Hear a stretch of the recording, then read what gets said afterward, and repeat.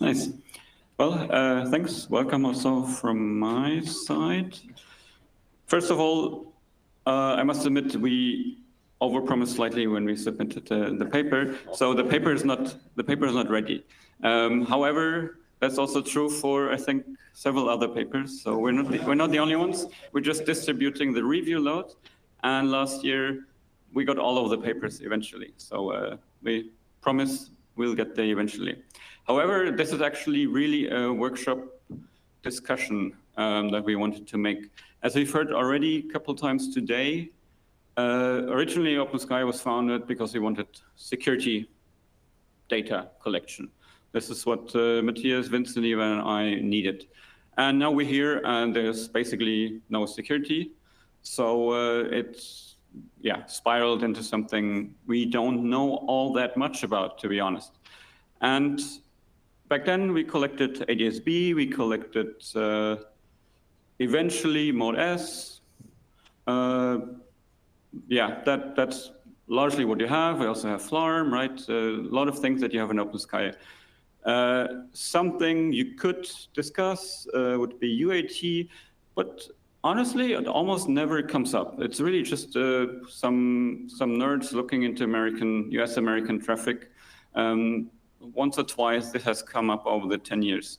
So since we're a very European community, that was not something we have prioritized so far. What we have been interested in, however, for another project that nobody collected so far is the Mode S uplink. Because everything you have in OpenSky and typically in all of the receivers that we're talking about that the wider community uses is, on the 1030 megahertz channel. This is ADSB, this is Mode S, Mode AC. But as probably most of you know, there's also an uplink that interrogates the aircraft, that also interrogates between aircraft, mostly for collision avoidance purposes. So when we did a security project analyzing the collision avoidance, and we needed a transponder, a transponder that basically could do not only 1090, but also 1030 to really analyze TCAS properly in the lab. We looked around and there was nothing. Like there's some attempts, we get into this a bit later, but there were some attempts at maybe looking into 1030, maybe thinking about a receiver, but the community either has not cared so far or has not been able to build such a receiver properly. And Daniel will mostly get into the problem that you have when building a dumb 1030 like dumb 1090 receiver, right? Let's go to the use cases. I've already mentioned it, right? So basically you have interrogation from the ground, then you will get your Mode S all call replies, you'll get your roll call replies. These are all, as the name says, replying to 1030 requests. And the other thing is, collision avoidance, where we also have aircraft that send these messages on 1030. So we could call it now the 1030 megahertz riddle after Junsi's famous book. And I looked into the book, right? And I said, okay, what's there? It mentions 1030 megahertz twice. It does mention uplink a few more times. But it's not all that clear, certainly from the book. And I mean, the name, it's clear that it doesn't necessarily talk about 1030. Why would we use it? Like, is there any use beyond security? And that's why we're here. We really want to discuss with you. Do you see any use case for your research, for any research at all, right? Because, it could be made available. We can have receivers. We have proof of concepts. We could collect data for some time, just have some stationary data sets. We could integrate it into OpenSky. But this really depends on whether you believe there's any utility in it that would make this worth our while. As an overview, maybe from Yunzi's book, right? On the right-hand side, we have all the downlink messages that we are collecting. And on the left, we have basically what we see on the uplink. You have the equivalents, for all call, for the requests, and these are coming from the ground. And we could collect them with the proper receiver. And the question is now, is any of this useful for you? We know it's useful for some of our security research because we can analyze the systems, we can do, spoofing, jamming, maybe even that sort of thing. But is it useful for any air traffic control, air traffic management research that you're doing? That's basically where we're here with the presentation, and eventually also with the receiver and the paper describing it. At that point, I want to give the floor to Daniel, who will then discuss basically the challenges and maybe also opportunities of such a receiver. Thank you. Can I just have the pointer? Thanks. So also a warm welcome from my side. I mainly implemented all of this. While implementing, a paper was published, Uplink1030. So that name is taken, sadly. So what they tried is to use RTL SDRs, just a bunch of them, boot them up and take samples, garble somehow the samples and try to decode messages. What they actually managed to do is just to detect the preambles, and that just with a certain probability, and there was really no performance checks made if what they detected is also what was out there existing in the air. So what we figured out is that there are some difference, obviously, between the downlink and the uplink. For one, it's a completely different type of modulation. And most importantly, it has another data rate. Rather than 1 megabit, we have 4 megabits. This means that by Nyquist, we need at least 8 mega samples, right? The small RTL SDR sticks, they do up to 2.7-ish, depending on the quality, manufacturer, yada, yada, mega samples. And so at the end of the day, we just need better hardware. Better hardware means more expensive hardware, usually. What we have in the lab is a USRP X300. It's about $8,000. Prices vary from time to time. But also we could use just a HackerF, a Kraken SDR, Lime SDR, and cheaper alternatives, right, that can get up to at least 8 mega samples. And this is also some of the feedback that we got already, is that rather than just implementing directly for USRP SDRs, we should use something like SOAP SDR to open up our libraries more. Additional to the challenges of decoding and the hardware challenges, we also have a phase sync issue. So we need to be able to decode the messages. We need to synchronize the phase of the message. And if we want to do any type of security work on top of this, especially with TCAS, we need to be very precise and super fast in decoding and being able to respond to these messages, again, in a lab environment. This means around about 180 microseconds of latency, end to end. You get the message. The timer starts at the end of the preamble. You decode the message, you figure out what you have to reply, and you do that.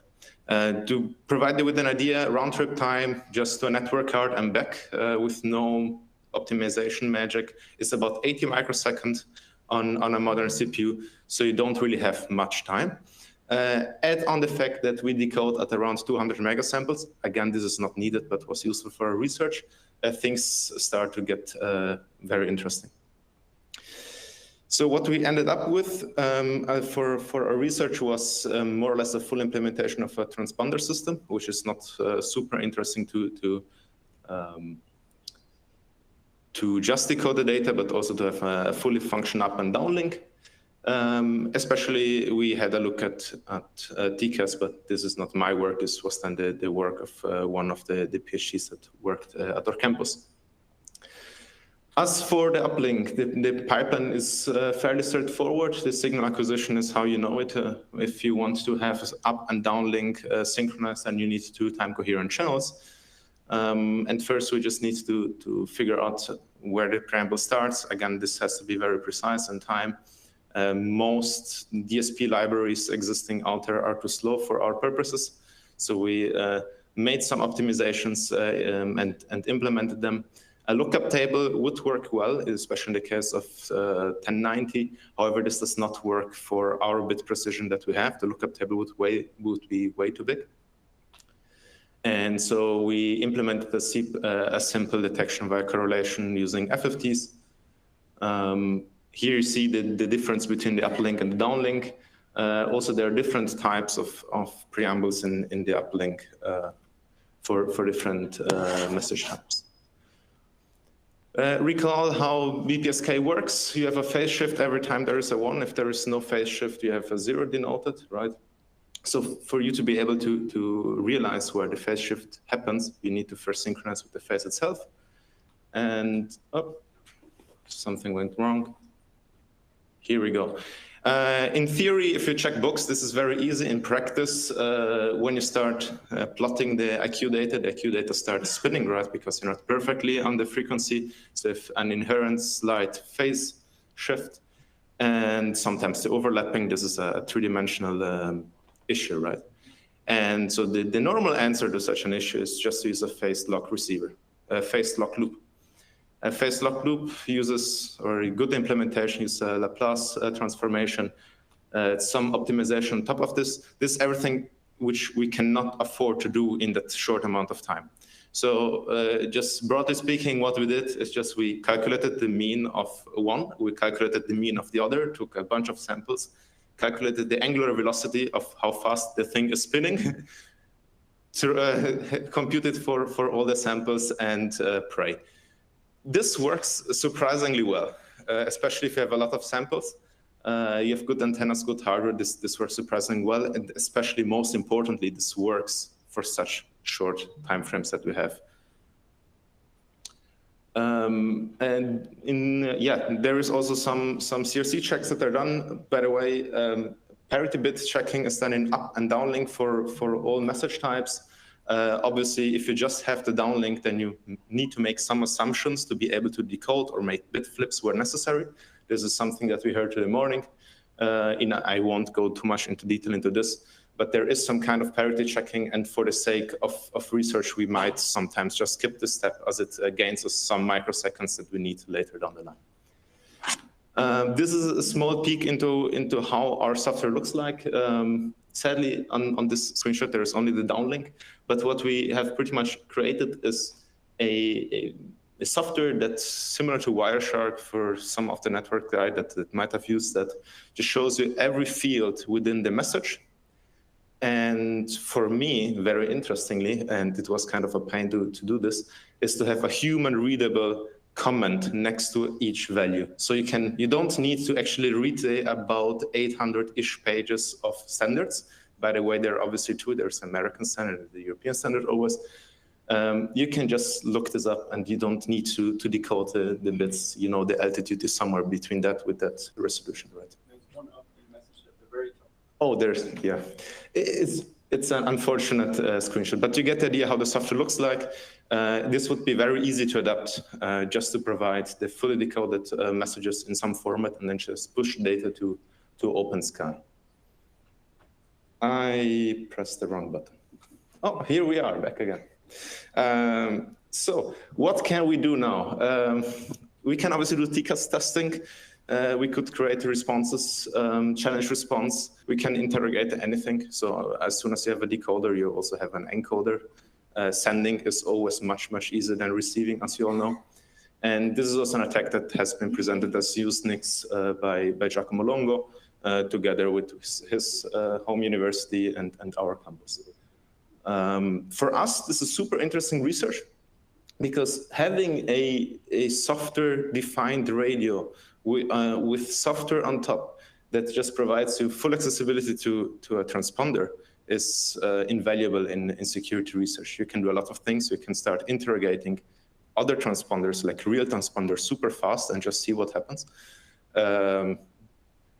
And see what types of attacks we find in the world.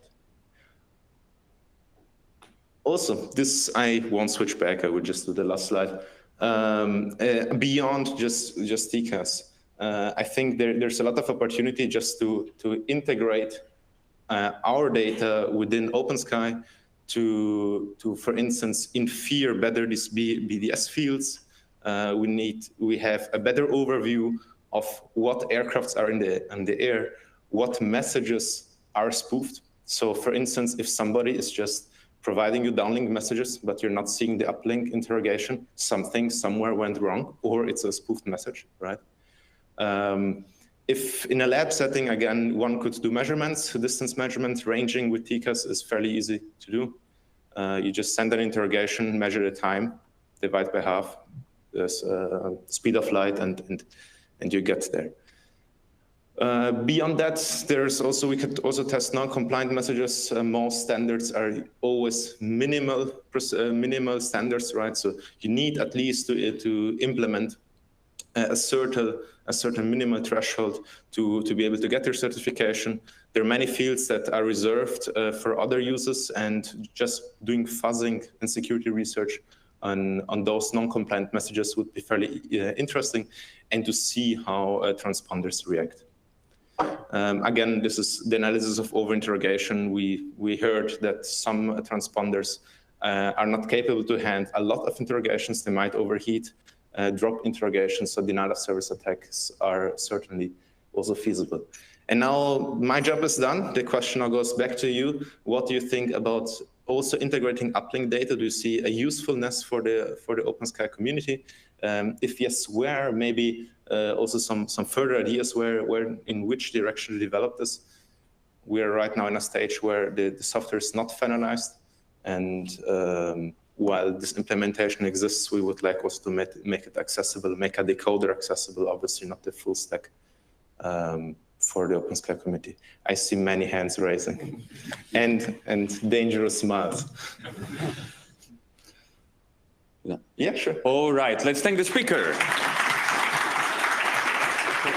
No, you can keep one, and indeed, so I will give the mic on and go with fingers. Thank you so much for this presentation. Just a warning, the hard questions will go to him. Okay, good for that. It's good with me. I have two questions, so maybe you can take one each, right? I'm not telling which one is a difficult one. So first question maybe is, so if you're talking about collecting data, I'm just wondering,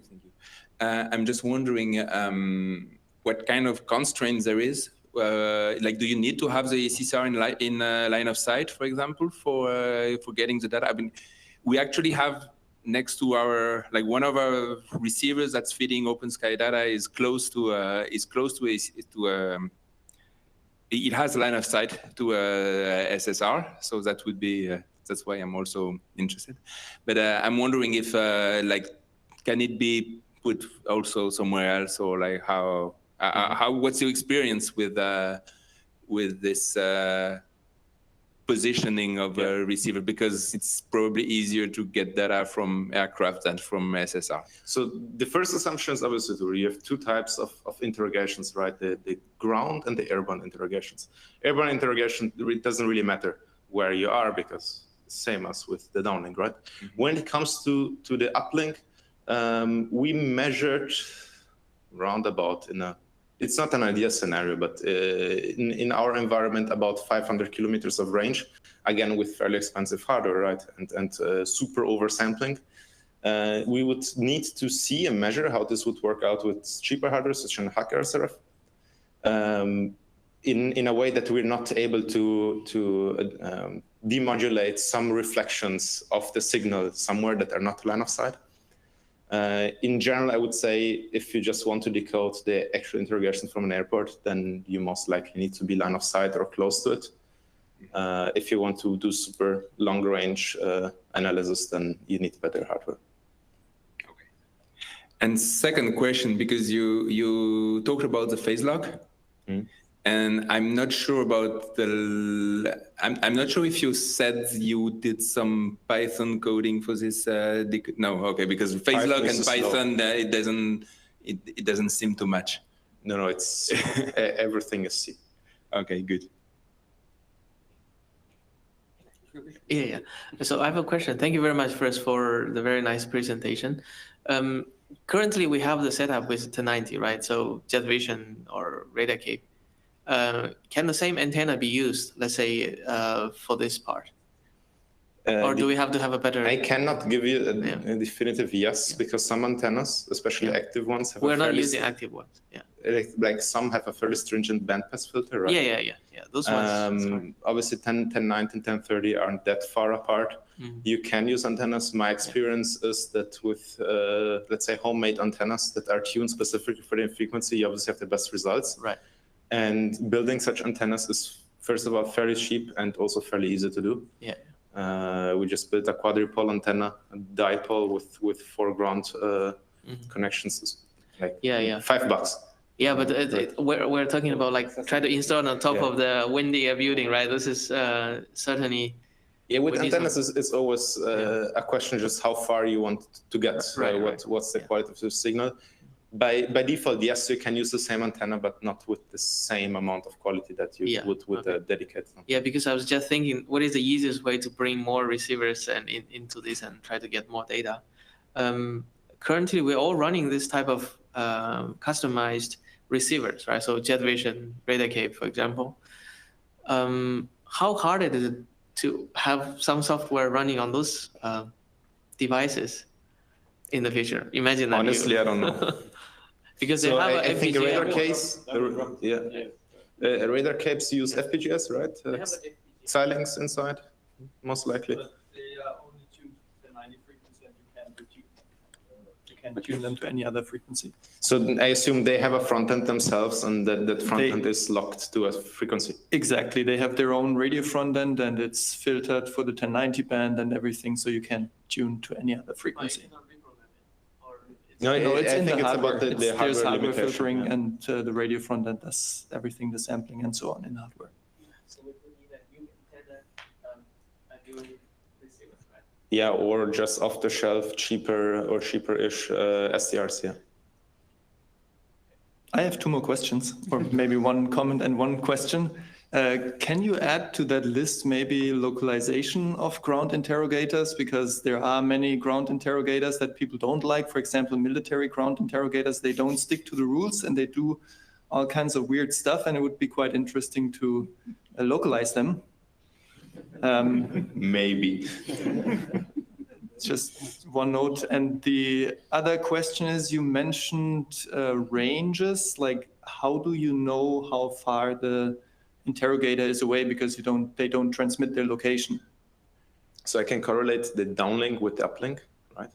So so to answer your question about how far do I know that I got the uplink from an aircraft which is located super far away, I know where the aircraft is. I see the interrogation and just can make the correlation. Okay, so the distances you mentioned only were to aircraft, not to ground interrogators. This 500 kilometers is to an aircraft. Okay, got it. Thanks. Awesome. All right. Any further questions? Well, if not, anything online? See, you can check. But is there any input on the original question of, there's some utility, okay, but we see mostly security, right? I mean, also from Matthias, and I don't know if there's any creativity towards ATM stuff. We have one more question from Enrico. Okay, the answer. Yeah, the answer is yes. Okay. But what? I'm meaning, for example, when you are like to help decoding, when the thing I mentioned earlier in my talk, where you need to know about, especially if you have access to the ground interrogation, you know what has been queried, then it's easier to decode the downlink thing. Right? Yeah. Well, I think it can be very interesting to have the 1030. I know from Eurocontrol that people are working on also getting the 1030 for monitoring purposes. The network manager has a mandate, but there are other uses for this kind of data, also from, let's say, general public.